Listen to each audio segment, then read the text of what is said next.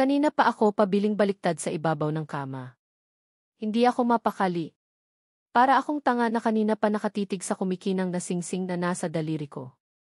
Hanggang ngayon, hindi pa rin ako makapaniwala na nag-propose sa akin si Lucian kanina.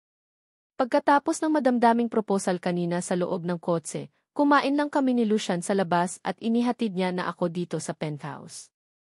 May importanteng trabaho na naghihintay sa opisina at hindi kailangang i-cancel, kaya kahit nalabag sa kalooban nito, inihatid niya ako dito sa penthouse para daw makapagpahinga daw ako. Gusto ko nga sanang sumama sa kanya pero tumutol ito. Mas kailangan ko daw magpahinga. Susunduin niya din kasi ulit ako mamaya dahil magdi-date kami. Of course, kailangan naming i-celebrate ang lahat-lahat. Umuo na ako sa proposal niyang kasal at marami kaming pag-uusapan tungkol sa bagay na iyon. Pero duda din ako kung makakapagpahinga ba ako sa ginagawa ko ngayon. Para akong isang pusa na hindi mapanganak at hindi ako mapalagay. Para akong isang teenager na excited na muling makasama si Lucian. Gusto ko nang hilain ang oras para puntahan niya ako dito sa penthouse at makasama ko na siya ulit. Nababaliw na din siguro ako. Hindi ko alam kung bakit ganito pa rin kalaki ang epekto sa akin ni Lucian at sa kabila ng mga nangyari walang kadala-dala at muli akong nagtiwala sa kanya. Nasa ganoon akong kalagayan nang marinig ko ang biglang pagtunog ng aking cellphone. Lutang pa rin ako sa sobrang tuwa na kaagad na sinagot ang tawag na hindi ko man lang tinitingnan kung sino ang nasa kabilang linya. Hello, seryosong sagot ko. Nakatitig pa rin ako sa daliri ko na may suot na diamond ring nang marinig ko ang boses na nasa kabilang linya. Amber anak ko, bigkas nito. Kaagad na nanlaki ang mga mata ko sa gulat at napatitig sa cellphone ko, kasabay ng malakas na kabog ng puso ko. Si Gustavo Rodriguez lang naman ang nasa kabilang linya. Ang aking ama. Pinindot ko ang loudspeaker at mariin kong naipikit ang aking mga mata nang muling nagsalita ang nasa kabilang linya. Alam kong galit ka sa akin dahil sa mga nangyari. Tumawag lang ako sa iyo dahil gusto kong marinig ang boses mo. Amber, alam kong para sa iyo, ako na ang pinakamasamang ama at hindi kita masisisi tungkol sa bagay na iyan. Hindi sapat ang salitang patawad para mapagbayaran ko ang lahat ng mga kasalanan at kapabayaan na ginawa ko sa iyo noon. Ganun pa man, humihingi pa rin ako ng patawad sa lahat ng mga nangyari. Malungkot ang boses na wika nito kasabay ng malakas nitong pag-ubo. Mariin kong nahawakan ang aking cellphone. Hindi ko na din mapigilan pa ang maluha. Hindi ko akalain na magawa pa nitong tumawag sa akin para lang humingi ng tawad sa mga nangyari. Kayo na din po ang nagsabi na walang kapatawaran ang nagawa niyong kasalanan sa amin ni Mommy noon. Ano ang kailangan mo? Bakit ka pa tumawag? Seryosong tanong ko dito. Ramdam ko pa rin sa puso ko ang matinding hinanakit dahil sa mga nangyari. Isa ito sa dahilan kung bakit nagkandalit-silitse ang buhay ko. Alam ko at hindi na ako umaasa pa na mapatawad mo ako, anak. Alam kong sa mga mata mo ako na ang pinakamasamang tao sa balat ng lupa pero kakapalan ko na ang mukha ko. Pwede ba kitang makita kahit saglit lang? Seryosong tanong nito sa akin. Hindi ko alam kung ano ang mararamdaman ko. Ni hindi ko na nga mapigilan pa ang mapalakas ang aking paghikbi. Amber, kahit saglit lang. Nakikiusap ako sa iyo, anak. Kahit na 5 minuto lang. Hayaan mo akong makita ka. Please anak, nakikiusap nitong Bix. So, naalala mo na ako ang anak mo pagkatapos ng lahat kaha. Pagkatapos ng maraming rejections na ginawa mo sa akin noon, saka ka ngayon tatawag para humingi ng tawad sa akin, umiiyak kong tanong dito. Ramdam pa rin ang puso ko ang matinding hinanakit para dito. I am sorry, Amber. I'm sorry, ramdam ko ang matinding lungkot sa boses nito habang nagsasalita ito kaya hindi ko mapigilan ang maipikit ang aking mga mata. Masama na ba akong anak kung sakaling hindi ko siya pagbibigyan sa hiling niya ngayon sa akin? Aware ako na mag-isa na lang ito sa buhay at nasa home for the aged na ito ngayon. Iniwan na ito ng kabit nito at pati ng anak-anakan nitong si Aurora ay nasa mental hospital daw. Hindi ko po maipangako sa inyo kung kaya ko pa bang makipagkita sa inyo. Kayo po ang may kasalanan kung bakit maagang nawala si Mommy sa mundo. Kung hindi sana kayo naging makasarili, hindi sana siya namatay sa sakit niya, umiiyak kong sambit. Alam ko iyon, Amber, at labis kong pinagsisisihan ang lahat-lahat. Bawat minuto ay sinisingil ako ng matinding konsensya sa mga nangyari. Naging selfish at pabaya akong ama at asawa. Hindi ko man lang inisip ang mga consequences na nagawa ko dati, mahina nitong sambit. Lalo naman akong napahagulhol ng iyak. Ramdam ko din kasi sa puso ko ang pangulila para sa isang ama. Pero hindi. Ang sakit na idinulot ng pagtakwil nito sa amin noon ay nanatili na yatang malaking sugat sa puso ko. Kaya lang, ayaw ko din kasing magdesisyon ng mga bagay-bagay na baka pagsisihan ko din bandang huli. Matanda na si Gustavo at kahit na pagbabalik-balik ta rin man ang mundo, ama ko pa rin siya. Maga ang aking mga mata sa kakaiyak nang dumating si Lucian dito sa penthouse. Pagkatapos kasi naming mag-usap ng aking ama na si Gustavo Rodriguez, wala na akong ginawa kundi ang umiyak ng umiyak. Muli kasing nanumbalik sa alaala ko ang mga nangyari noong nakaraan. Kung paano kami nito itinaboy ni Mommy na parang basahan. Nakalimutan ko na sana ang lahat-lahat ng iyon pero dahil muli ko itong nakausap, muling nanumbalik as isipan ko nagmanga masasakit na nangyari ng nakaraan. Hey, anong nangyari? Teka lang, umiiyak ka ba? Nag-aalalang tanong ni Lucian sa akin pagkatapos ko itong pagbuksan ng pintuan ng penthouse. Hindi ko na napigilan pa ang sarili ko at napahagulhol ako ng iyak na napayakap dito. Precious, bakit ka umiiyak? Teka, may nangyari ba habang wala ako? Seryosong tanong niya sa akin. Kaagad naman akong umiling. Bakit ganoon? Bakit kung saan nakalimutan ko na ang lahat-lahat saka naman siya muling bumalik, umiiyak kong sambit kay Lucian. Seryosong tanong niya. Naramdaman ko pa ng paghaplos niya sa likuran ko na para bang inaalo niya ako. Si Gustavo. Ang ama kong si Gustavo Rodriguez, umiiyak kong sagot sa kanya. Hindi nakasagot si Lucian pagkatapos kong sabihin ang katagang iyon. Hinayaan niya lang din akong umiyak ng umiyak sa bisig niya. Siya ang dahilan ng maagang pagpanao ni Mommy pero bakit parang hindi ko siya kayang tiisin? Sa kabila ng mga nangyari, bakit gusto ko pa rin siyang makita? Kahit nagalit ako sa kanya, ramdam ko pa rin puso ko na gusto ko pa rin siyang makaharap. Lucian, umiiyak kong sambit. Tahan na. Precious, kung ano man ang sinisigaw ng puso mo, sundin mo. Sasamahan kita sa kanya kung kinakailangan. Para sa katahimikan, sundin mo kung ano ang dikta ng puso mo, seryoso niyang sagot sa akin. Wala sa sariling napatingala ako sa kanya dahil sa sinabi niyang iyon sa akin. Okay lang ba? I mean, hindi ba awkward? Hindi siya naging mabuting ama sa akin. Dapat, magalit ako sa kanya dahil sa ginawa niya umiiyak kong sambit. Bakit naman awkward? Kahit na ano pa man ang mangyari, ama mo pa rin siya. Kung sakali ba na baliwalain mo siya, magiging masaya ka ba? Precious, nandito lang ako sa tabi mo na handa kang suportahan sa lahat ng oras, seryosong bigkas niya. Hindi ako nakaimik. Pilit kong tinitimbang sa puso ang mga sinabi niya ngayon. Precious, para sa kapayapaan ng puso mo, I think ito na din ang tamang time para kausapin mo siya. Please, seryosong bigkas niya.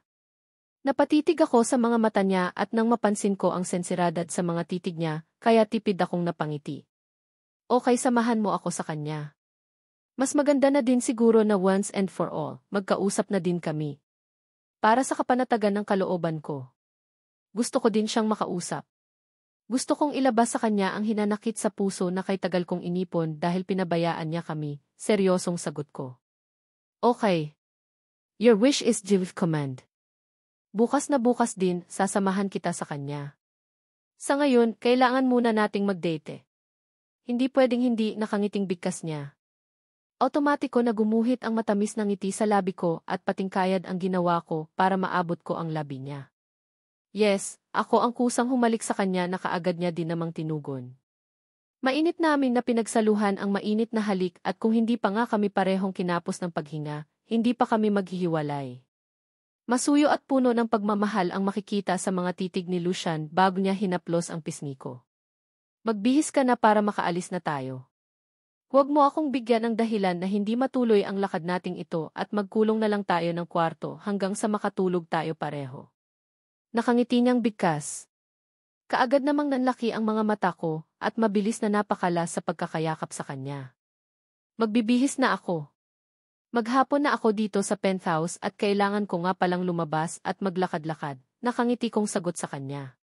Pagkatapos kong sabihin ang katagang iyon, patakbo akong pumasok ng kwarto habang narinig ko naman ang malakas na pagtawa ni Lucian. Lucian, are you sure about this?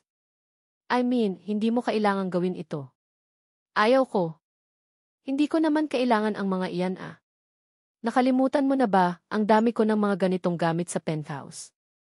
Hindi ko naman nagagamit at nakatago lang, seryosong wika ko kay Lucian. Nandito kami sa isang mall at nasa loob kami ng isang mamahaling shop.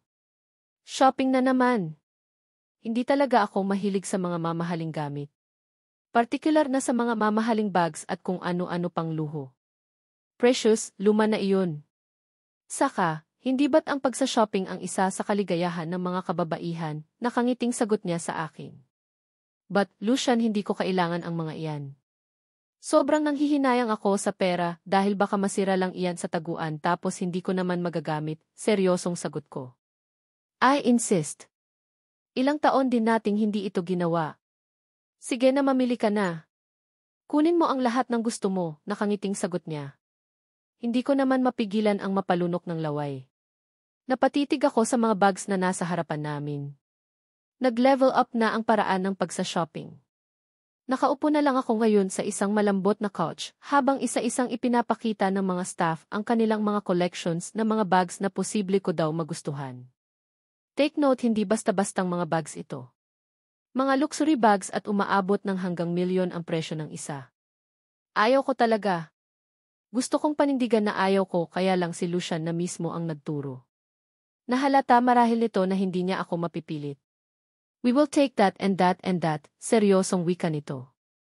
Nagturo na nga at hindi ko mapigilan ang mapangiwi nang makita ko ang presyo ng mga naturang Chief Executive Officer, millions iyon at hindi ko alam kung bakit parang gusto yatang gumastos na. Gumastos ni Lucian gayon. Lucian, are you sure? No. I mean, mahal iyan. Sayang ang pera, halos pabulong kong wika dito. Hangat maari, ayaw ko din naman marinig ng mga staff ang sinabi ko. Nakakahiya. I am sure, precious. Nandito tayo sa labas para mag-shopping kaya pumili ka na, nakangiting sagot niya. Pero may nakuha ka ng 3. Tama na iyon, sagot ko din naman kaagad. Magaganda din naman iyong mga napili niya. Sa bagay, magaganda talaga lalo na at mamahalin. Gosh, millions na bags. Hindi naman siguro ako magmumukhang gold digger, di ba? Walang sabi-sabing binayaran kaagad ni Lucian ang 3 bags na napili gamit ang card nito. Parang wala lang sa kanya samantalang ako naman ay sobrang nanghihinayang sa pera. Pagkatapos ng transaksyon namin, lumipat naman kami sa isang jewelry shop. Ayaw ko na sanang pumasok kami lalo na at may mga jewelry naman ako na nasa penthouse din, lahat kasi ng mga gamit ko na naiwan ko sa penthouse noon bago ako naglayas ay nandoon pa rin. Maayos na nakatago at kahit na isang mga gamit, wala man lang nawala. Lucian, tama na. Ayaw ko na, pabulong kong muling wika nito. God, inispoiled niya ba ako? Relax. Kaya tayo nandito dahil magsa-shopping tayo. Bibili lang tayo ng ibang 80 items tapos kakain muna tayo ng dinner bago tayo maglibot ulit. Nakangiting sagot niya sa akin. Hawak niya ako sa kamay at kaagad naman kaming sinalubong ng mga staff ng naturang jewelry shop. Good evening, sir, madam, sabay-sabay pa nga nilang bati. Tango lang ang naging sagot ni Lucian samantalang hindi ko naman malaman kung ngingiti ba ako or hindi. Nahihiya ako at the same time, sobrang kinakabahan ako. Noong nagsasama pa kami Lucian, palagi din akong binibigyan itong si Lucian ng mga jewelries. Kadalasan, pasalubong niya sa tuwing galing siya sa biyahe. Ito ang kauna-unahang pagkakataon na nakapasok ako sa isang mamahaling jewelry shop at lahat ng mga nakikita ng mga mata ko ay kumikinang. This way, sir, madam, narinig kong muling wika ng staff na nag-a-assist sa amin. Wala sa sariling napakapit ako sa braso ni Lucian habang patuloy kaming naglalakad. Hanggang sa pumasok kami sa parang isang kwarto. Naupo kami ni Lucian sa malambot na couch habang magkahawak kamay pa rin. Lalo akong na-amaze dahil may pa-complimentary drinks pa pala sila. Nakalagay sa isang kopita pero wala akong balak na inumin or tikman iyon. Ninerbiyos kasi ako sa mga nakikita kong mga alahas eh. Hi sir, thank you for coming. Actually, nakaredy na po ang mga new collections na nirequest niyo po kanina sa amin via phone call. umpisang wika ng nag-a-assist sa amin pagkatapos noon. May kinuha ito sa isang salamin na kabinet at inilapag nito sa harapan namin ang tatlong iba't ibang katamtamang hugis ng box kung saan makikita sa loob ang mga kumikinang na mga alahas. Iba-ibang design at iba't iba di ang hugis ng mga diamante. What do you think, Precious? Nakangiting baling ni Lucian sa akin. Parang namamagnet ang mga mata ko at hindi maalis-alis ang pagkakatitig sa mga nagagandahang alahas na nasa harapan ko. Talaga palang nag-exist ang mga ito eh. Ang ganda. Sobrang gaganda, bulalas ko. Well, okay, gusto ng mahal ko kaya kukunin na namin lahat iyan. Nakangiting wika ni Lucian na labis kong ikinagulat. Ang akala ko kasi ay pipili lang ako ng isa pero hindi ko naman akalain na lahat pala. Gosh! Nagbabawas ba ng pera itong si Lucian? Oh, thank you, sir. Thank you so much. We will wrap it right away, sir. Nakangiting sagot naman ng staff. Isa-isa nitong inayos ang mga item sa harapan namin. Lucian, are you sure about this? I mean, hindi ka ba nagsasayang ng pera niyan? Pabulong kong tanong dito. Talagang inilapit ko pa ang bibig ko sa tainga niya para marinig niya ako ng maayos. Iyon nga lang, wala akong nakuhang sagot sa kanya dahil matamis lang ako nitong minisyan sabay halik niya sa kamay ko. Muli nagulat ako sa gesture na iyon sa akin ni Lucian. Grabe ang lalaking ito. Palagi niya na lang akong ginugulat. Pagkalabas namin sa jewelry shop, pinilit ko na lang si Lucian na kumain na lang. Hindi ko na kaya. Baka kasi kung saan niya pa ako yayain at mas mapapagastos pa siya ng sobra. Ibang shopping ito. Wala pang 2 oras pero millions na ang nagastos niya sa akin. Nakakalulula ang mga presyo ng mga pinamili niya na ngayon ay bit-bit ng mga bodyguards nito na tahimik lang na nakasunod sa amin. Tahimik kaming pumasok sa isang restaurant. Umorder ng makakain at saktong pagka-serve pa lang ng pagkain sa harap namin. Narinig ko ang pagtunog ng cellphone ni Lucian. Lucian, may tumatawag yata. Seryosong wika ko. Kaagad naman itong inilabas ang naturang cellphone at tinitigan. Meron nga. Excuse me, Precious. Sasagutin ko lang, nakangiting sagot nito. Tumayo ito at naglakad palabas ng restaurant. Wala sa sariling nasundan ko ito ng tingin. Amber, ikaw nga, mabilis na napabaling ang tingin ko nang marinig ko ang familiar na boses na biglang nagsalita sa tagiliran ko. Nagtatakang kaagad akong napaangat ng tingin at hindi ko mapigilan ang magulat nang mamukhaan ko si Lauren. Yes, sa Lauren nga. Ano ang ginagawa niya sa lugar na ito? Saka, anong nangyayari sa babaeng ito? Bakit habang tumatagal, palala yata ng palala ang hitsura niya? Saka, kaninong anak itong hawak niya? Gosh! Amber, sa wakas, natiyempuhan din kita. Alam kong malaki ang pagkakamali ko sa iyo at nandito ako sa harapan mo para humingi ng tawad. Alam kong hindi na maibablik pa ang mga nangyari na. Sobrang laki ng kasalanan ko sa iyo, kaya lang wala na akong pagpipilian pa. Amber, hindi ko na kaya. Tulungan mo ako, umiiyak nitong wika sa akin. Hindi naman ako nakaimik.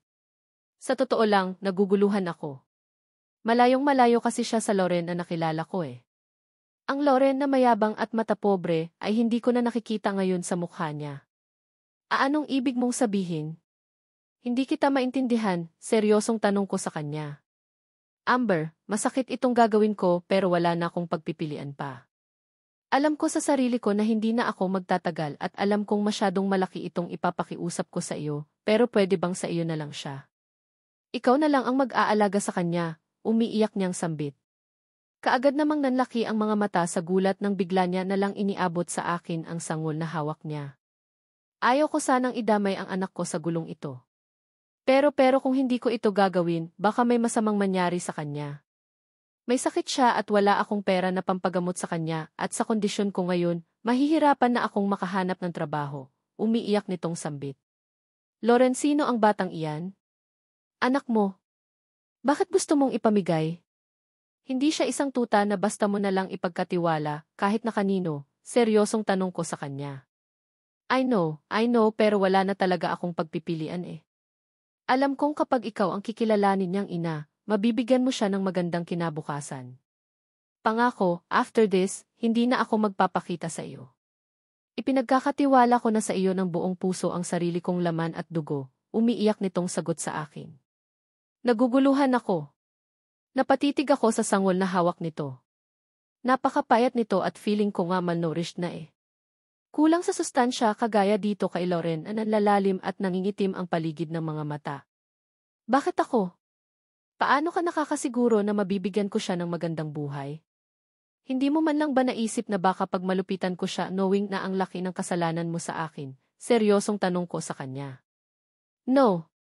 Alam kong hindi mo kayang gawin iyan. Alam kong may mabuti kang puso at ituturing mo siyang parang tunay na anak.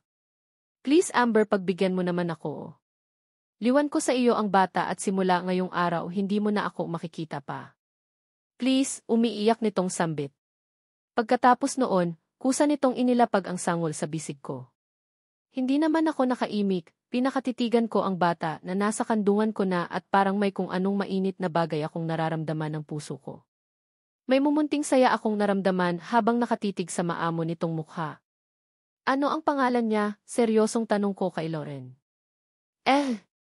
Ikaw na ang bahala magbigay ng pangalan sa kanya. Amber, mangako ka sa akin. Alagaan mo ang anak ko ha? Siya na lang ang meron ako ngayon kaya sana alagaan mo siya. Umiiyak nitong sambit. Loren, ano ba talaga ang nangyari? Bakit ka nagkaganyan? Kung siya na lang ang natitira sa iyo, bakit kailangan mo siyang ibigay sa akin? Seryosong tanong ko dito. Dahil alam kong magiging maganda ang kinabukasan niya kapag ikaw ang magpalaki sa kanya. Hindi ko kayang ibigay ang lahat ng mga pangangailangan niya at ayaw kong magdusa sa mga kamay ko ang sarili kong anak. Umiiyak niyang sambit. Pagkatapos noon, mabilis itong humakbang paalis pero kaagad ko din naman siyang nahawakan sa kamay. Saglit lang. May ibibigay ako sa iyo, seryosong wika ko. Gamit ang isa kong kamay, binuksan ko ang aking bag at naglabas ng 5 pirasong tiglilibuhing papel. Para sa iyo. Kumain ka, seryosong wika ko. Isang malungkot na ngiti ang kaagad. Nagumuhit sa labi nito bago umiling. No. Hindi na kailangan. Ang pagtanggap mo sa anak ko ay malaking bagay na sa akin. God bless, Amber. Hangad ko ang kaligayahan mo sa piling ni Lucian, umiiyak nitong sagot sa akin bago ito nagmamadaling naglakad paalis. Napansin ko pa ang pagyugyog ng balikat nito palatandaan na umiiyak ito habang naglalakad palayo. Saktong pagkaalis ni Loren, siyang pagdating naman ni Lucian nakitang-kita ang pagtataka sa mga mata habang nakatitig sa batang hawak ko. Precious, kaninong anak yan? Seryosong tanong niya. Kay Loren, seryosong sagot ko dito. What? Loren? Si Loren? Nandito siya. Seryosong tanong niya. Dahan-dahan naman akong tumango. Anak niya daw ito at gusto niyang ipaampon sa atin, Lucian. Actually, ayaw ko sana, kaya lang ipinilit niya sa akin. Basta niya na lang iniwan ang sangol habang walang humpay ang pag-iyak ng babaeng iyon, seryosong sagot ko dito. Napansin kong natigilan si Lucian. Tiimbagang ang mga matang tinitigan nito ang batang nasa bisig ko bago nagsalita. Hindi natin siya pwedeng ampunin. Precious, seryosong wika niya. What? Kung hindi pwede paano na ang batang ito? Saan natin dadalhin? Seryosong tanong ko sa kanya. Well, may mga government institutions na pwede nating pagdalahan sa kanya. Precious, we can have our baby. Hindi natin kailangang mag-ampo ng isang paslit, lalo na at ang nanay ng batang iyan ay si Loren, seryosong wika niya. Muli naman akong napatitig sa batang hawak ko. Sa hindi malamang dahilan bigla akong nakaramdam ng lungkot para dito. Nireject na nga ito ng sariling ina tapos reject ko din ba ito? Kawawa ang bata. Paano na lang ang magiging kinabukasan nito kung sakaling isusuko namin ito sa isang institutions? Lucian, hindi ko kaya. Kawawa siya, mahinang wika ko habang titig na titig sa bata. Mahimbing ang tulog nito at wala man lang itong kamuwang-muwang na iniwan na ito ng sariling ina sa ibang tao. No. Hindi ko kayang pakawalan ang batang ito. Malaki ang kasalanan ni Loren sa akin pero hindi ko kayang bigin ang hiling nito sa akin. Lalo na at may isang anghel na involved. Precious, Loren is Loren. Alam mo naman siguro ang ugali ng babaeng iyon, di ba? Mapagpangap siya at baka ito na naman ang umpisa ng panggugulo niya sa atin kung sakaling nasa atin ang anak niya, seryosong wika niya. Tuluyan na itong napupo sa bakanting upuan na katapat ko. Nangako siya sa akin na hindi siya manggugulo. Lucian, naawa ako kay Lauren. Siguro, kung nakita mo lang ang hitsura niya kanina, tiyak akong maawa ka din ng lalalim ang mga mata niya na para bang may sakit siya, seryosong wika ko. But, no more but. Kung ayaw mo sa batang ito, bahala ka. Basta ako, gusto ko siya. Gusto ko si Vang alagaan at ako mismo ang magpapalaki sa kanya, Lucian. Hindi ko iiwan at ipamigay ang kaawa-awang sangol na ito, seryosong wika ko. Hindi naman nakaimik si Lucian pero kitang ko sa mga nito ang pag-aalangan. Naiinitindihan ko naman kung ayaw mo sa kanya eh. Kaya lang, gusto ko siya. Gustong-gusto ko ang batang ito at gusto ko siyang alagaan, seryosong wika ko. Precious, wag mo namang gawing komplikado ang lahat. Hindi naman sa ayaw ko pero anak siya ni Lauren at alam mo naman siguro ang ugali ng babaeng iyon, di ba? Nag-aalala lang ako na baka muli siyang magbalik at guluhin tayo. Nangako sa iyo ang babaeng iyon na hindi na manggugulo pero paano kung biglang magbago ang isip? Paano kung dumating ang time na kunin niya sa iyo ang batang iyan? Seryosong tanong niya sa akin. Hindi pa naman dumadating ang time na iyon kaya walang dapat na ikabahala. Lucian, buo na ang desisyon ko. Ako na ang magiging ina ng batang ito at kung ayaw mo naman, bahala ka na, nainis. Kung bigkas at mabilis na tumayo. Wala na kaming dapat na pagdebatehan pa. Kahit na magalit pa itong si Lucian sa akin, panininigan ko ang kung ano ng gusto ko. Precious, saan ka pupunta? Sit down. Hindi pa tayo nag-uumpisang kumain pero aalis ka na? Mas gusto mo pa bang makipag-away sa akin dahil lang sa batang iyan? Seryosong tanong niya sa akin. Sa pagkakataon na ito, ramdam ko na sa boses niya ang pagpipigil ng inis. Sa simpleng bagay, hindi na tayo nagkasundo pa. What more pa kung magsasama na tayo sa iisang bubong? Hindi tayo compatible, Lucian, and I think, ngayon palang itigil na natin ito. Seryosong sagot ko. Kaagad namang nagsalubong ang kilay niya dahil sa sinabi ko. Halatang hindi nito nagustuhan ang katagang lumbas sa bibig ko. Precious, not like that. I mean, paano kung dumating ang time na magbuntis ka? Na magkaanak tayo? Is it unfair para? Sa magiging anak natin na may nauna sa kanila na outsider, seryosong tanong niya. He will never be an outsider, Lucian. Baka nga mas matuwa pa ang magiging anak natin eh. May kuya na sila, Lucian, seryosong sagot ko. Hindi naman ito nakaimik. I think, hindi ka in favor sa gusto ko kaya wala na akong magagawa pa. Hindi mo maintindihan ang gusto ko at hindi ko din maintindihan ang nais mo. I think, tapos na ang pag-uusap nating ito, muli kong bigkas at akmang maglalakad na sana ako paalis nang mabilis niya akong mahawakan sa aking braso. Wait, Precious, okay. Fine, payag ako. Kung gusto mo talagang ampunin ang batang iyan, susuportahan kita. Seryosong bigkas nito, kaagad naman akong umiling. Hindi mo kailangang pilitin ang sarili mo kung ayaw mo talaga, Lucian. Ayos lang. Naiinitindihan kita, seryosong bigkas ko bago ako naglakad paalis karga ang sangol na nasa bisig ko. Precious, wait. Hinatayin mo ako, plase mag-usap tayo.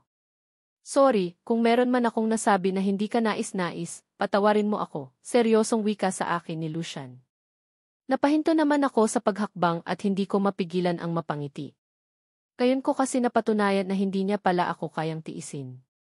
Precious, I am sorry. Kung may nasabi man akong hindi mo nagustuhan kanina, pasensya ka na. Okay, pumapayag na ako. Kung gusto mo talagang ampunin ang batang iyan, susuportahan kita sa gusto mo, huwag ka lang magalit sa akin, seryoso nitong wika. Tuluyan na siyang nakalapit sa akin at nasa likuran ko na siya. Naramdaman ko pa nga ang pagdantay ng palad niya sa balikat ko, kaya dali-dali akong pumihit paharap sa kanya. Sigurado ka na ba dyan? Wala nang bawian, tanong ko naman kaagad dito. Actually, alam ko din naman sa sarili ko na hindi ko din naman kayang iwan siya. Mahal na mahal ko itong si Lucian at pagod na din ako sa kakaiwas sa kanya. Hindi na. Walang bawian. Gusto mo ang baby na iyan pues, simula ngayong araw tayo na ang magiging magulang niya. Tayo na ang mag-aalaga sa kanya at tayo na din ang ituturing niyang mga magulang, nakangiting sagot nito sa akin. Talaga? Thank you, Lucian. Hindi mo lang alam kung gaano ako kasaya ngayon, puno ng galak sa boses na bigkas ko. Basta para sa iyo, handang-handa akong tangapin ang lahat-lahat, Precious. Hindi ko kayang mawala ka sa akin, kaya ko ito ginagawa, bigkas niya din naman kaagad. Pagkatapos noon, tinitigan nito ang baby na nasa bisig ko at muling ngumiti. Ituturing ko siyang anak ko. Palalakihin natin siya ng maayos at dadalhin niya ang apelyedo ko, nakangiting muli niyang wika sa akin. Lalo namang nagningning ang mga mata ko sa tuwa. Iyon lang kasi ang gusto kong marinig mula dito kay Lucian eh. Hindi ko kayang hayaan ang inosenteng anghel na ito. Kahit na anak pa ito ni Lauren, gusto ko pa rin itong alagaan at mapalaki ng maayos. Hindi kasalanan ang batang ito na si Lauren ang kanyang maging ina at dahil kusang ibinigay siya sa akin ni Lauren, tatangapin ko siya ng buong puso. Tulog naman si baby, kumain na muna tayo tapos dadalhin natin siya ng hospital para matingnan siya ng doktor. Gusto kong masigurado ang kalusugan ng bata, muling bigkas ni Lucian sa akin. Pagkatapos noon, iginyan niya ako pabalik sa aming table. Maayos pa rin namang nakalapag ang mga pagkain sa ibabaw ng mesa, kaya naman pagkaupo namin, kaagad na din naming inumpisahan ang pagkain. Naging tahimik naman ang baby sa kandungan ko habang kumakain kami. Panaknakang sinusubuan din ako ni Lucian kaya naman nakakain din ako ng maayos kahit nakarga ko si baby. Pagkatapos namin kumain, sinunod ni Lucian ang sinabi niya sa akin kanina na dadalhin namin si baby sa hospital, lalo na at pagkasakay namin sa sasakyan, nag-iiyak na ang bata. Hindi namin ito mapatahan kaya sobrang nag-aalala ako. Ayos naman siya kanina habang nasa resto tayo seryosong wika ni Lucian. Nababakas sa mukha nito ang pag-aalala para sa bata at kahit papaano, naging palagay din ang kalooban ko. Alam ko kasing darating din ang araw na mapapamahal din siya sa batang ito. Walang imposible iyon lalo na at simula ngayong araw, kami na ang tatayong mga magulang ng bata. Baka naman hinahanap niya ang presensya ng mommy niya, sagot ko din kay Lucian. Maybe, pero kailangan niyang masanay sa atin. Hindi pwedeng iiyak siya ng ganyan. Baka kung ano ang mangyari sa kanya, wika nito pagkatapos noon. Inutusan nito ang driver na bilisan ang pagpapatakbo ng sasakyan para makarating kaagad kami ng hospital. Pagdating ng hospital diretso kami ng emergency room. Inasikaso din naman kaagad si baby. Kulang nga ito sa timbang at malnourished. Nakitaan din ito ng infection sa dugo, kaya naman inirekomenda ng doktor na ma-confine muna ang bata for monitoring na kaagad naman naming sinang-ayunan ni Lucian. Naiinitindihan ko na din ngayon kung bakit pinili ni Lauren na ibigay ang batang ito. Marami nga pala talaga itong problemang medical at maaring wala ng capacity si Lauren na maipagamot ito. Pumayag kami sa suggestion ng doktor na i-confine muna ang baby sa hospital sa loob ng ilang araw. Kinabukasan, inasikado na din namin ni Lucian ang tungkol sa pakikipagkita ko sa aking ama. Kay Gustavo Rodriguez sa isang home for the aged. Noong una, bantulot pa ako pero nang makita ko ng kalagayan nito, parang biglang nadurog ang puso ko. Malayong-malayo na kasi ang hitsura nito kumpara sa dati. Si Gustavo Rodriguez ay isang payat at matanda na. Kitang-kita sa hitsura nito na pinaglipasan na ito ng panahon at kitang-kita ko sa mga mata nito ang lungkot habang nakatitig sa akin. Amber, anak, lumuluhang sambit nito. Naramdaman ko ang pagpisil ni Lucian sa palad ko kaya napabaling ang tingin ko dito. Ewan ko na muna kayo. Talk to him, heart to heart. Sabihin mo sa kanya ang gusto mong sabihin pero huwag na huwag mong kalimutan na ama mo pa rin siya, seryosong bigkas niya. Isang malungkot na ngiti ang naging tugon ko sabay tango. Binigyan muna ako nito ng masuyong halik sa noo bago ito tumalikod. Nang tuluyan nang nakaalis si Lucian, muli akong napatitig sa ama kong si Gustavo at naglakad palapit dito. Anak, sa wakas dinalaw mo din ako. Magkakaroon na akong peace of mind dahil nandito ka na, muling sambit ni Gustavo sa akin. Pinakatitigan ko ang kalagayan nito. Ang dating matikas at malupit na tao ay nakaupo na sa isang wheelchair. Mahina na at halatang may iniindang sakit. Ano ang maipaglilingkod ko sa iyo? Gusto mo akong makausap, sabihin niyo na po, seryosong wika ko. Ihaalam kong galit ka sa akin dahil sa mga nangyari. Patawarin mo ako kung bakit humantong sa ganito ang lahat. Alam kong nagiging masama akong ama sa iyo, anak, muli nitong sambit. Sa pagkakataon na ito, kitang-kita ko ang pagkalaglag ng luha mula sa mga mata nito. Hindi naman ako nakaimik. Nitong mga nakaraang taon ko lang na-realize na hindi pala sa lahat ng oras, malakas ka. Na ang mga taong inaasahan mo na dadamay sa iyo sa mga panahong mahina ka na ay iiwan ka din pala nila. Kagaya na lang ng nangyari sa akin. Nagmamadali po ako. Kung hindi din lang importante ang sasabihin ninyo, aalis na po ako, seryosong sagot ko sa kanya. Hangat maari, ayaw ko nang pag-usapan ang tungkol sa kung ano-anong mga bagay lalo na kung tungkol sa kabit nito at kay Aurora ang topic. Mas lalo lang nanumbalik sa alaala ko ang mga pinagdaanan namin nila Mommy sa mga kamay nila. I am sorry, anak. Isang malaking pagkakamali ang lahat-lahat. Gustuhin ko mang bumawi sa iyo, pero hindi na talaga kaya. Matanda na ako at alam kong malapit na din akong mawala dito sa mundo, muli nitong wika. Lahat po tayo ay darating sa ganoong bagay. Pinili niyo po ang maging masamang ama sa akin. Masakit sa parte ko ang tungkol doon pero ano pa nga ba ang magagawa ko, kundi tangapin ang katotohanan na sa panahon na ito, never akong nagkaroon ng isang mabuti at huwarang ama. Kung pwede nga lang ibalik sa iyo ang sarili mong dugo na nananalaytay sa sarili kong ugat, ginawa ko na sana para hindi na ako magkaroon pa ng kaugnayan sa iyo, Mr. Rodriguez. Kung pwede nga lang, huwag ko nang gamitin ang apelyido mo, ginawa ko na din sana iyon. Wika ko kasabay ng pagpatak ng luha mula sa aking mga mata. Hindi ko na napigilan pa ang magiging emosyonal. Gusto kong ilabas sa kanya lahat ng hinanakit ko kaya lang kung gagawin ko iyon, baka abutin kami ng ilang araw bago matapos. Gusto kong sabihin sa kanya lahat ng hinanakit ko kaya lang, masyado na siyang matanda at baka lalabas na ako pa ang maging masama. Alam ko ang tungkol sa bagay na iyan anak at sobrang nahihiya ako sa iyo. Naging isa akong masamang ama at dapat lang nakamuhian mo ako ngayon. Mahina na ako at wala ng oras para.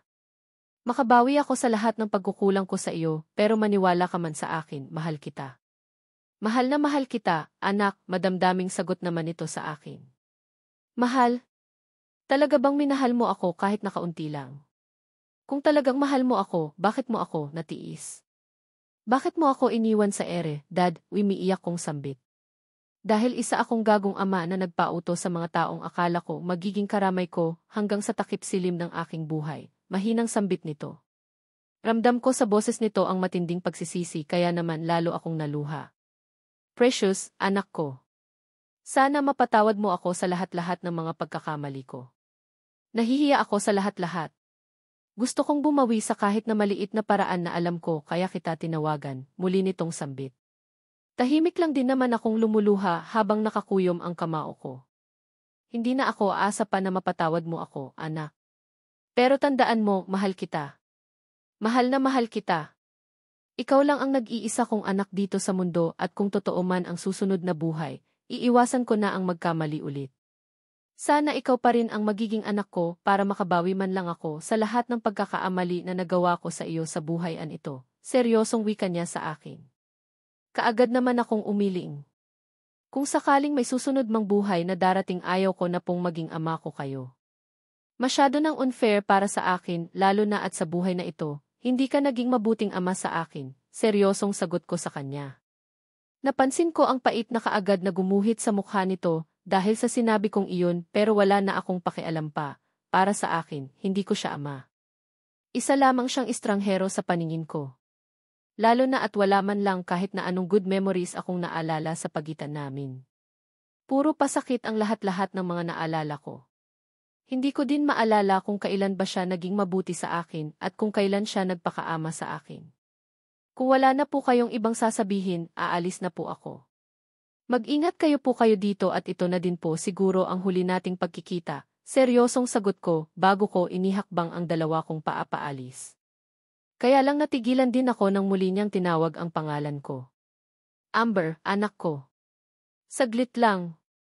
Lagpas na sa 5 minuto ang pag-uusap nating ito at baka kapag magtagal pa ako dito, baka kung ano pa ang masabi ko sa inyo, Mr. Rodriguez, seryosong sagot ko sa kanya. And I am willing to listen, anak. Ako ang may mali kaya dapat lang na magdusa ako, sambit nito. Pigil ko naman ang sarili ko na mapaismid. Sobrang bait naman yata ngayong ng Gustavo na ito. Siguro dahil alam nitong malapit na siyang magpaalam dito sa mundo. Heist, kung noon napakayabang nito, ibang-iba na ngayon. Sa bagay matanda at mahina na siya at wala na itong maipagmalaki pa. Anak, here, tangapin mo. Para sa iyo, iyan, muling wika sa akin ni Gustavo Rodriguez, sabay abot sa akin ng isang susi. What is it? Seryosong tanong ko dito. Napatitig ako sa hawak nitong susi at hindi ko mapigilan ang makaramdam ng matinding pagtataka. Sa loob ng library ng bahay may isang vault. Ang password ay ang buwan at taon ng kapanganakan na mommy mo. Buksan mo para makita mo kung ano ang inihanda ko sa iyo. Anak, seryoso nitong sambit. Hindi ko kailangan ang mga iyan. Anumang mga bagay na mula sa iyo ay hindi ko na gusto. Ibigay mo na lang iyan sa ibang tao, dahil hangat maari, ayaw ko nang magkaroon pa ng kaugnayan sa iyo. Seryosong sambit ko. Pagkatapos kong sabihin ang katagang iyon, mabilis na akong naglakad paalis. Hindi ko na pinansin pa ang muling pagtawag nito sa pangalan ko. Walang patutunguhan ang pag-uusap na ito at baka mas lalo lang akong magkasala kung patuloy ko siyang sumbatan ng nakaraan. Hindi siya naging mabuting ama sa akin, kaya dapat lang na huwag ko siyang kaawaan ngayon. Goodbye, Gustavo Rodriguez, mahina kong sambit kasabay ng pagpatak ng luha sa aking ama. Ama ko siya eh. Dugo at laman niya ang nanalaytay sa aking ugat pero hindi ko na din siya kayang mahalin. Hinding-hindi na. Dire-diretso akong naglakad paalis. Hindi na din ako nagtangkapang lingunin ito kahit na patuloy nitong tinatawag ang aking pangalan. Bahala na siya. Ayaw ko na siyang makausap pa ulit. Precious.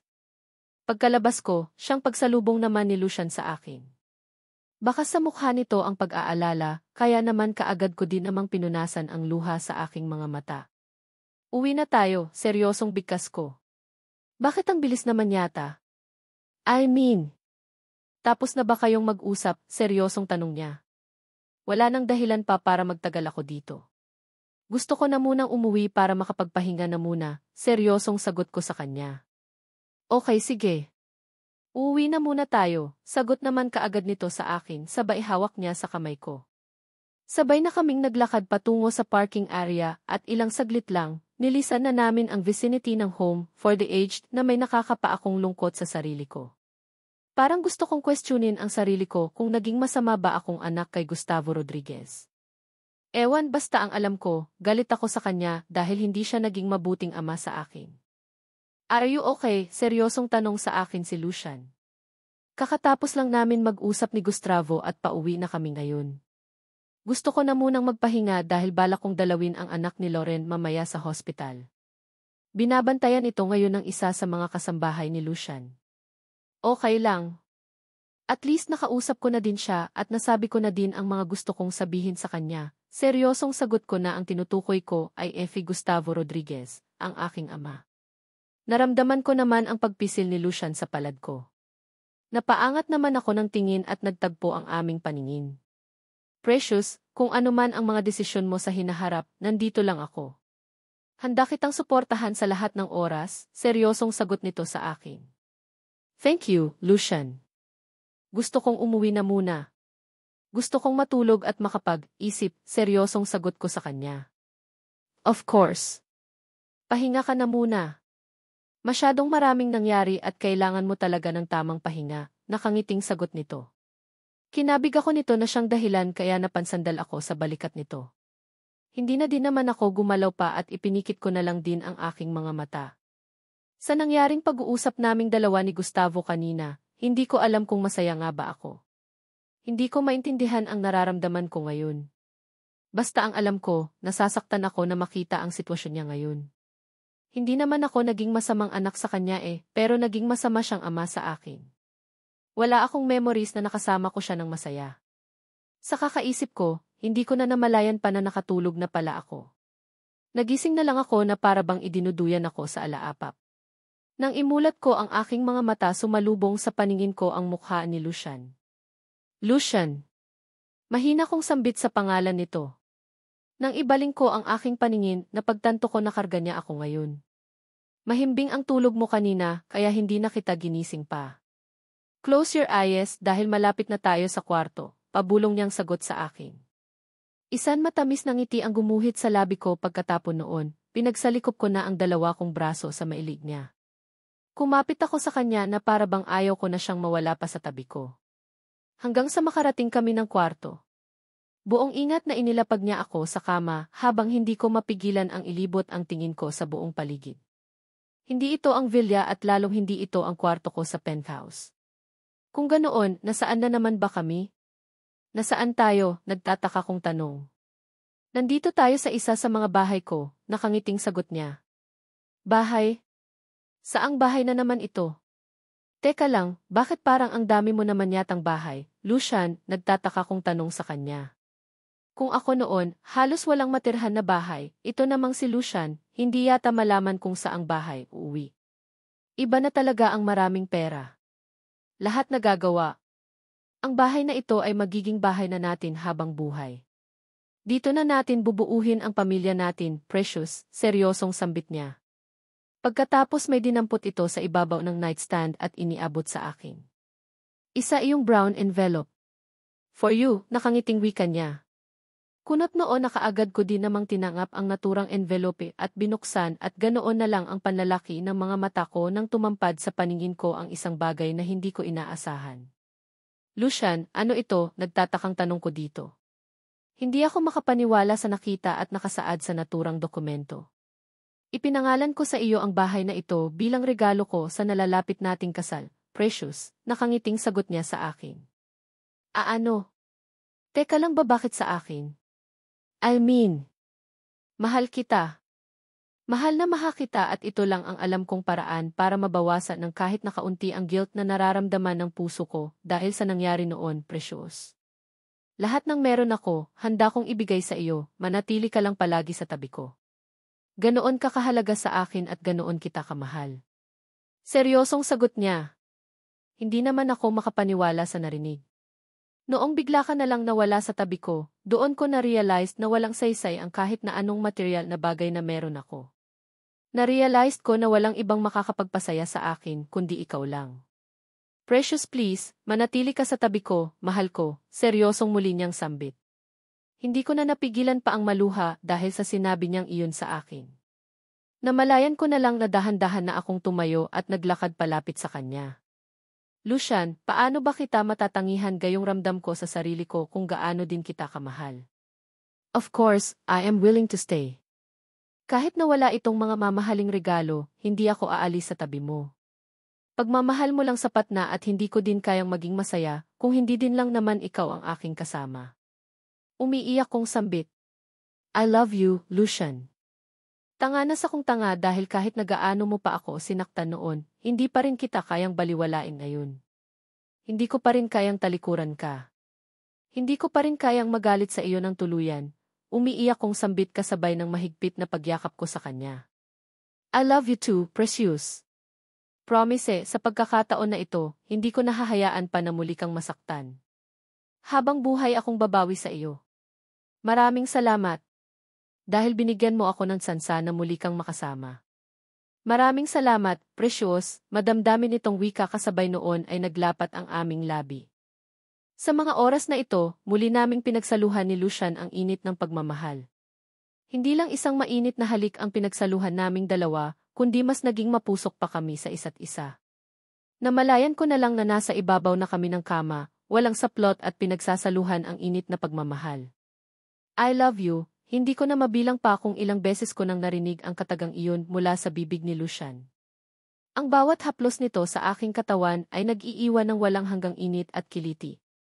Ni hindi ko na din mapigilan pa ang mapaungol lalo na nang maramdaman ko ang kahabaan niya sa aking perlas ng silangan.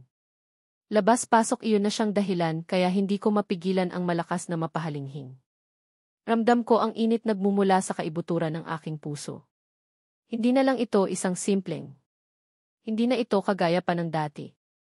We love each other at alam kong simula ngayong araw, magiging mas masaya pa kami sa piling ng bawat isa. Sinulit na naming dalawa ni Lucian na magkasama kami. Ni hindi ko na nga mabilang pa kung ilang beses niya akong inangkin. Walang kasawa-sawa at ramdam ko ang pananabik niya sa akin. Hanggang sa hindi ko na namalayan pa na nakatulog na pala ako sa pagod. Basta, nagising na lang ako na masakit ang buo kong katawan. Yes, sobrang sakit. Feeling ko nabugbog ako eh. Pero ayos lang. Walang pagsisisi at hindi ako galit. Normal lang ang sakit ng katawan na nararamdaman ko ngayon dahil bunga iyon kung gaano kami kasaya ni Lucian kagabi. Nasa tabi ko ito ngayon. Naririnig ko ang mahina nitong hilik kaya nakangiti ko itong tinungahayan para matitigan ng maayos. Napakaamo ng mukha nito ngayon. Mabait pala itong tingnan kapag tulog. Kapag gising kasi ito, akala mo napakatapang ng ora eh. Hindi ko na nga napigilan pa ang aking sarili na haplusin ang mukha nito. Muli akong napangiti hanggang sa mapansin ko ang dahan-dahan na pagmulat ng mga mata nito. Hey, bakit hindi ka natutulog? Anong oras na ba? Malambing nitong tanong sa akin. Wala sa sariling napatitig ako sa orasan at ganoon na lang ang gulat ko nang mapansin ko na halos 2:00 pa lang pala ng madaling araw. Naku, sorry. Gabi pa pala, sagot ko din naman kaagad ito. Dali-dali kong tinangal ang palad ko sa pisngi nito pero maagap niya namang nahawakan iyon. Dinala niya iyon sa kanyang dibdib at ipinatong. Ayos lang. I think, gutom ka na no? Hindi tayo nakakain ng dinner kagabi, Precious, nakangiting sagot niya. Walang sabi-sabing basta na lang itong bumangon mula sa pagkakahiga ng kama at nang tumampad sa mga mata ko ang hubad nitong katawan, kaagad din akong nag-iwas ng tingin dito. Lucian, ano ang ginagawa mo? Nakalabi kong tanong dito. Isang malakas na pagtawa ang naging sagot nito sa akin, bago nito hinagilap ang aming mga kasuotan na nagkalat sa buong kwarto. Kayon ka pa ba mailang sa akin, Precious? Wala na akong maitago pa kaya naman titigan mo na lang hangat gusto mo, nakangisi nitong bigkas na may halong pang-aasar sa boses nito. Ayaw ko nga, nakalabi kong sagot. Napansin kong saglit itong natigilan at walang sabi-sabing basta na lang itong humarap sa akin, kaya naman kitang-kita ko ang alaga nitong nakatirik na para bang handa na namang manuklaw. Lucian, magdamit ka nga, kunwari naiinis kong sagot dito. Kunwari tinakpan ko ang aking mga mata gamit ang dalawa kong kamay pero huwag ka, nakasilip pa rin ako no. Hindi ko kayang iwasan ng tingin ang maganda niyang katawan. Ang mapipintog niyang mga muscle na para bang kaisarap pisilin. Ikaw ang nagpasimuno nito, Precious. Saka, tatayo ako sa harap mo ng ganito ang hitsura, habang hindi mo sinasagot ang tanong ko kanina, natatawa nitong bigkas. Ang alin ba kasi iyon, kunwari nakasimangot kong tanong dito. Ang alin? Ikaw huwag mo akong idaan sa mga ganyan. Alam kong alam mo na kung ano ang ibig kong sabihin. Tungkol sa iyon sa sinabi mo na ayaw mo akong titigan. Ganoon na ba kasama para sa iyo ang katawan ko? Sa bagay, nitong mga nakaraang araw hindi na ako nakapag-workout dahil sa hectic kong schedule, mahabang wika niya. Hindi iyon. Ano ka ba ito naman oh? Ang ibig kong sabihin sa sinabi ko kanina ay ayaw kong titigan dahil mas gusto kong hawakan, natatawa kong bigkas pero huwag ka. Sobrang init na ng pisngi ko. Nahihiya ako kay Lucian dahil feeling ko napakabulgar ko na. Iyon ba? Abat pareho pala tayo ng gusto, Precious, nakangiting sagot niya at ganoon na lang ang gulat ko nang walang sabi-sabi na marahan niya akong intulak ng kama na siyang naging dahilan kaya napahiga ako. Pagkatapos noon, walang sabi-sabing pinupog niya ako ng halik sa aking leg. Hindi ko naman mapigilan ang mapahalakhak dahil sa ginawa niyang iyon sa akin. Lucian, ano ba? Akala ko ba kakain tayo? Ano na naman iyan, natatawa kong sambit habang pilit kong iniiwasan ang halik niya. Later, Precious. Sa ngayon, ikaw muna ang kakainin ko, nakangising sagot nito at ilang saglit lang, muling napuno ng ungol naming dalawa ni Lucian ang buong palibot ng silid. Sige na nga, 2:00 pa lang naman ng madaling araw. Masyado pang maaga para kumain ng breakfast. Sangyaon, kaming dalawa muna ni Lucian ang magkainan. Hihihi,